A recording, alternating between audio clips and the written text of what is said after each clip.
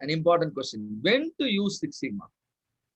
You can use Six Sigma to improve repeatable processes. Process means input, set of activities under specific conditions, produce output. Your output will always have variation. You cannot say, I always produce output the perfect way. It is impossible. You produce 1,000 units, all 1,000 units will be different from each other, right? So process always have variation, and the moment you understand your process is repeatable, that is, that creates an opportunity for implementing Six Sigma to improve the results from that process.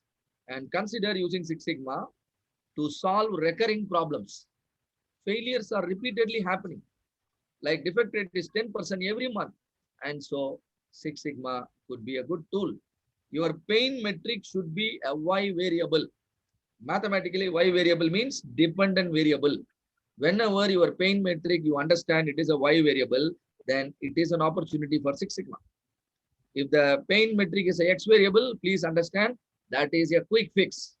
You don't really require an approaches like Six Sigma to solve a problem associated with the X variable, right? And then make sure you can use Six Sigma whenever the causes for the factor, causes for the problem, which is your Y, or the relationship of the cause factor with your Y variable are unknown. If you do not have any idea about which is causing the problem and the cause factor and your Y variable, what kind of relation they have, so you really do not know how to evolve on a solution. So whenever the causes and its relationship and the solutions are unknown, all these things creates a situation where you can use Six Sigma and solve the problem. So for repeatable processes, use DMAT, which is a process improvement methodology. For non-repeatable processes, for example, product development, how many times you develop? We develop one time and then produce products in multiple quantities. And now you need to switch to another approach called DMAT-V. For one-time processes, you can use DMAT-V. That means your focus is on the design. Right at the design, you must incorporate the required features in the required way, right? And that is what we call it, design for Six Sigma. So the Six Sigma tools will eliminate the variation, because the variation makes your products defects, isn't it? So the focus is on reducing the defects by reducing the variation, and Japanese, they call it Mura. And there are several tools you will be learning. Some of the important tools I'm highlighting. In the define phase, you will be learning a tool called QFD, Quality Function Deployment. How to convert my customer requirement into appropriate technical specification.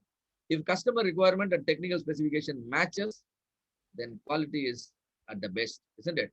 And how to understand my customer requirement. There is a tool called Kano model. Project Charter, which is a project management tool. How to run my project and produce the results within the stipulated time. And in the measure phase, you will be learning tools like Gauge R&R, which is a measurement, a tool to measure the measurement error. PPPPK, the long-term capability indices. How capable you could be in a long term. My everything is okay now. My PPAP is okay now. I started production. Will I be able to maintain the quality even after 6 months, even after a few years? PPPK will answer the question, right? And then tools like hypothesis testing, which is a decision-making tool, which is a data validation tool. Whether the opinion is just an opinion or opinion is a fact. All these questions will get answered if you master the tool called hypothesis testing, which we will be teaching you in the analyze phase. And then improve phase, the phase where the solution evolves. How a solution evolves? The moment you understand the relationship of your critical factor with your pain metric, a solution will automatically evolve.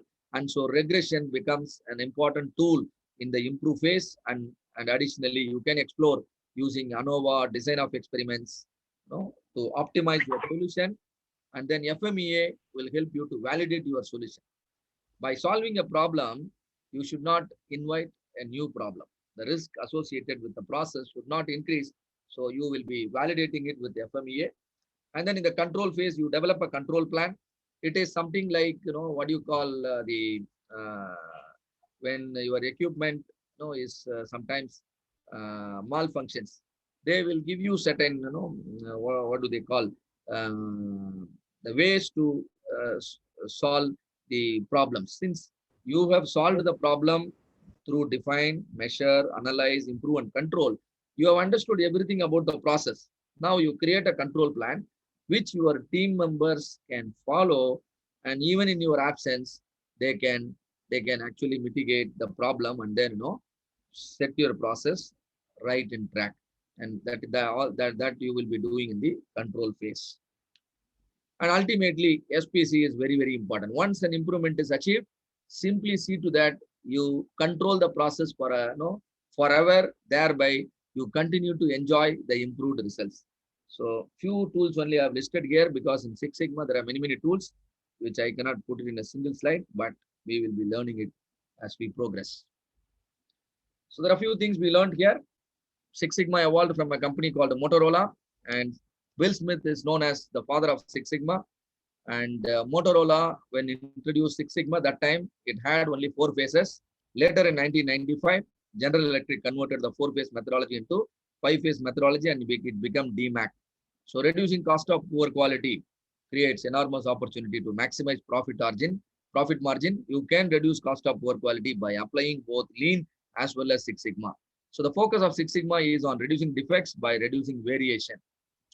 The focus of Lean is on identification and the elimination of waste. So quality is meeting customers' requirement. Any deviation from the targeted value is actually called the variation. Any amount of variation will obviously create a loss to the society. This is called Takuchi's philosophy. So keeping variation as minimum as possible will ensure your losses are also as minimum as possible. That means your product has come out with the highest levels of quality. So capability of a process is what we are trying to measure in terms of sigma level. Whether you call it yield, you call it PPM, you call it DPMO, or you call it productivity, or you call it efficiency, it's all one and same. And in Six Sigma, we measure the capability in terms of sigma level, right? But before improving the sigma level, you must understand your process is stable. Only stable processes can be improved. This is an important philosophy, like how important the foundation is for a building. Stability is important for any process, to to improve its capability. So before improving the sigma level, see to that your process is stable, right? And control chart will be one of the QC tool which will help you to understand whether your process is stable or not. Six Sigma is basically a metric. It is a methodology. It is a way of management, and it is also a philosophy. So this completes my session. And if there are any questions, you can ask me. Otherwise, I have few questions. Any questions so far? Sir,